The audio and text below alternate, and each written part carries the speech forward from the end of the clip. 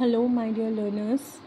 आज हम लोग बैक्टीरिया के बारे में पढ़ने जा रहे हैं और होप आप सभी लोग बहुत अच्छे होंगे और अपनी पढ़ाई अच्छे से कर रहे होंगे। तो आज हम लोग बॉटनी में बैक्टीरिया के बारे में स्टडी करने जा रहे हैं जो आप लोगों के लिए इम्पॉर्टेंट है। बैक्टीरिया टॉपिक माइक्रोबायोलॉजी में। तो चलिए स्टार्ट करते हैं अपना video. The environment around us has fascinating world of microorganisms which affect our life directly और indirectly। जो हमारे अराउंड environment होता है वो बहुत ज़्यादा माइक्रो ऑर्गेनिज़म्स उसमें पाए जाते हैं जो कि हमारी लाइफ को डायरेक्टली अफेक्ट करते हैं या इनडायरेक्टली अफेक्ट करते हैं। The existence of microbial world was unknown until the invention of microscope at the beginning of 17th century, which opened the realm of microorganism to systematic scientific exploration। इसका क्या मतलब होता है कि माइक्रोबियल वर्ल्ड की existence हम जब तक हमारा माइक्रोस्कोप का डेवलपमेंट नहीं हुआ था 17th सेंचुरी के बिगनिंग में, तब तक हमें माइक्रो ऑर्गेनिज़म्स के बारे में कुछ भी पता नहीं था। कोई नहीं जानता था कि क्या होता है, माइक्रो ऑर्गेनिज़म किसे कहा जाता है, कोई नहीं जानता था। ठीक है। Antony van Leeuwenhoek 1632-1723 a Dutch cloth merchant was the first to give an illustrated description of micro organisms. तो किसने दिया था? माइक्रो ऑर्गेनिजम्स का जो डिस्क्रिप्शन है सबसे पहले एक डच क्लोथ मर्चेंट थे, उन्होंने दिया था, जिनका नाम था एंटनी वन लिवेनहॉक। बायोलॉजी में इनका नाम तो बहुत फेमस है, सबने लगभग पढ़ा ही होगा एंटनी वन लिवेनहॉक के बारे में। नेक्स्ट है the thousands of microscopic organisms that he saw in a drop of rain water was collectively named as animalcules. उन्होंने जो रेन वाटर की ड्रॉप होती है उसमें बहुत छोटे छोटे माइक्रो ऑर्गेनिजम्स को देखा और उन्होंने कलेक्टिवली उन माइक्रो ऑर्गेनिजम्स का नाम रख दिया एनिमलक्यूल्स। However, it was not until the development of compound microscope that biologists became aware of the tremendous number and diversity of these organisms in nature. As further information accumulated about these microscopic organisms, it became evident that they did not belong to two familiar kingdoms of living world, that is plants and animals. जैसे ही सारी information collect कर ली गई organisms के बारे में, तो ऐसा पता चला, इतना एविडेंट ये बताया गया कि ना ही ये जो हमें दिख रहा है माइक्रोस्कोप के अंदर, ना ही ये एनिमल्स है और ना ही ये प्लांट है, ना ही इनमें कोई प्लांट्स का कैरेक्टर आ रहा है और ना ही इनमें कोई एनिमल्स का कैरेक्टर आ रहा है। Therefore they could not be placed judiciously in either of these kingdom.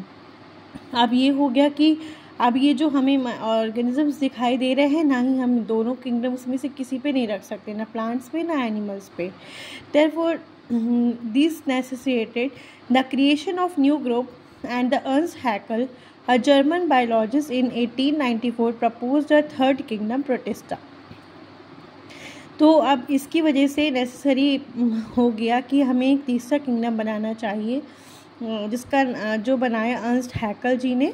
और कब बनाया था? 1894 में उन्होंने थर्ड किंगडम प्रपोज कर दिया, जिसका नाम था protista.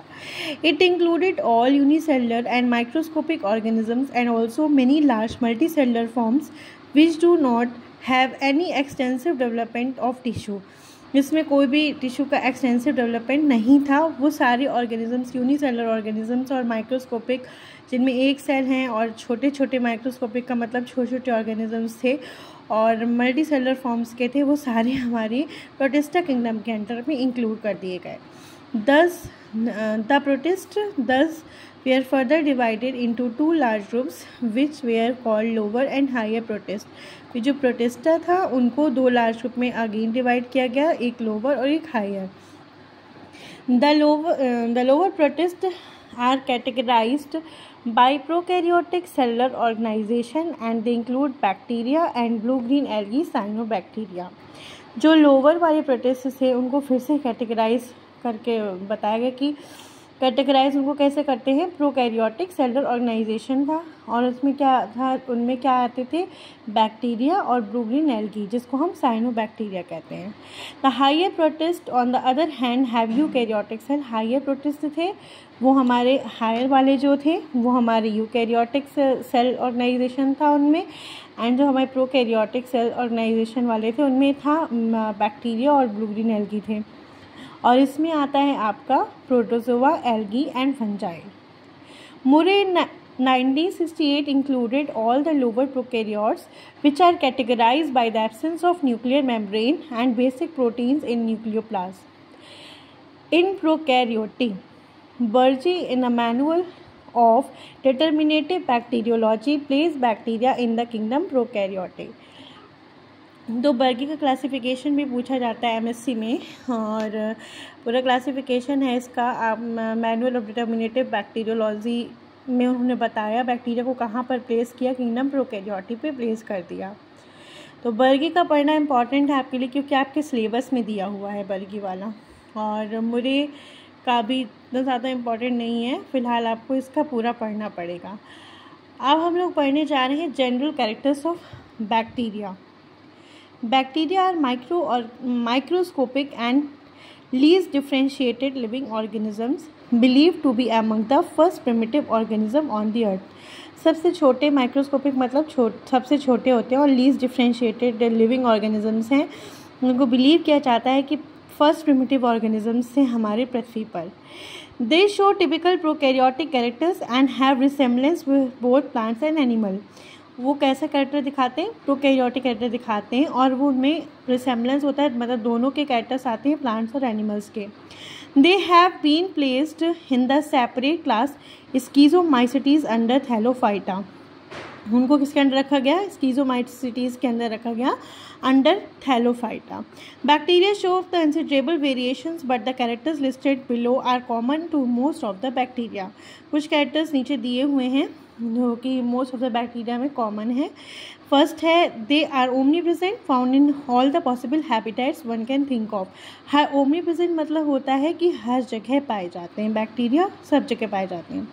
Most of the bacteria have heterotrophic mode of nutrition that is obtain their readymade food directly, मतलब हेटेरोट्रॉफिक मोड ऑफ न्यूट्रिशन होता है, मतलब ये अपना फूड खुद से नहीं बनाते हैं बल्कि डायरेक्टली किसी से ऑब्टेन करते हैं।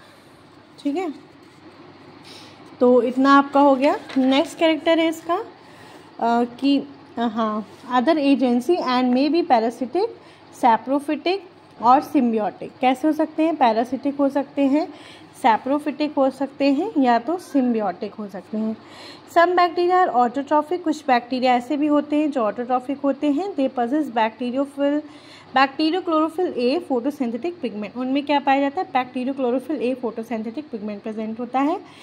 नेक्स्ट कैरेक्टर है they are unicellular and morphologically least complex of living organisms. कैसे होते हैं, यूनिसेलुलर होते हैं एंड मॉर्फोलॉजिकली लीस्ट कॉम्प्लेक्स होते हैं। The cell wall of bacteria is rigid and made up of 2 types of polymers. जो bacteria की सेल वॉल होती है बहुत रिजिड होती है और 2 प्रकार के पॉलीमर्स से इसका निर्माण होता है। आपका अमीनो एसिड सब यूनिट हो गया और सैकराइड सब यूनिट, ये 2 पॉलीमर्स होते हैं जो कि बैक्टीरिया के सेल वॉल में प्रेजेंट होते हैं। Cellulose characteristic of cell wall of higher plants is absent in bacteria. Cell wall की जो कैरेक्टर सेलुलोज होता है वो बैक्टीरिया में नहीं पाया जाता। A well organized nucleus characteristic of eukaryote is lacking and discrete chromosomes are also absent। मतलब जो न्यूक्लियस होता है वो भी इसमें नहीं प्रेजेंट होता। प्लांट का कैरेक्टर सेलुलोज होता है हायर प्लांट्स में, जो कि क्या रहता है, बैक्टीरिया में एब्सेंट रहता है। अब इसी तरह से न्यूक्लियस होता है यूकैरियोट्स में, लेकिन लैकिंग का मतलब क्या होता है, नहीं पाया जाता, लैक करता है। एंड डिस्क्रीट क्रोमोसोम्स भी एब्सेंट होते हैं। The nuclear material is not surrounded by nuclear membrane, और जो न्यूक्लियर मटेरियल होता है वो न्यूक्लियर मेम्ब्रेन से सराउंडेड नहीं रहता। नेक्स्ट 6th कैरेक्टर क्या है, chlorophyll pigments if present are located within involuted cytoplasmic membranes. Chlorophyll pigments अगर से प्रेजेंट होती हैं तो वो कहाँ पे लोकेटेड होती हैं, साइटोप्लाज्मिक मेम्ब्रेन्स में लोकेटेड होती हैं। Well organized plastids are absent, well organized plastids absent होते हैं। एंड 7th पॉइंट है mitochondria are absent and their function is carried out by complex localized in foldings in the cell membrane known as mesosomes. Mitochondria भी absent रहता है, mitochondria की जगह पे mesosomes present रहते हैं इसमें इन द सेल मेम्ब्रेन में, जिसको हम मीजोजोम्स कहते हैं। नेक्स्ट आता है the organelles like endoplasmic reticulum and Golgi apparatus are absent. और जो ऑर्गेनलीज होती हैं जैसे गोल्जी अपैरेटस हो गया, एंडोप्लाज्मिक रेटिकुलम हो गया, ये क्या होती हैं, एब्सेंट होती हैं। Ribosomes are abundant in the bacterial cell but they sediment somewhat more slowly in a centrifuge than do ribosomes of other organism।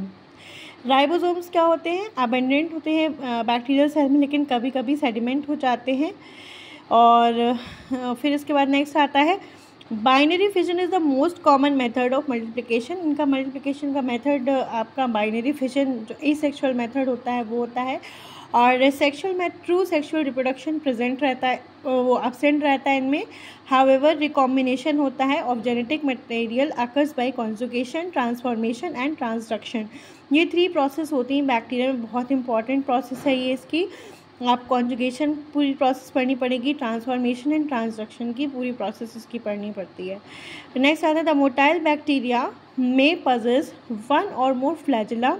और जो बैक्टीरिया मोटाइल बैक्टीरिया मतलब जो बैक्टीरिया मूव कर सकते हैं उनमें एक फ्लैजिला प्रेजेंट होता है या फिर एक से ज़्यादा फ्लैजिला प्रेजेंट होता है। Composed of 8 parallel chains of flagellin. इसमें 8 पैरेलल चेन्स प्रेजेंट होती हैं फ्लैजिलिन की। फ्लैजिलिन क्या होती है, एक प्रोटीन मॉलिक्यूल्स होते हैं। The gram negative bacteria possess minute hair like cytoplasmic appendages known as pili. और इसमें ग्राम नेगेटिव बैक्टीरिया में क्या प्रेजेंट होते हैं, साइटोप्लाज्मिक कुछ अपेंडेजेस पाए जाते हैं जिसको हम पिलाई कहते हैं।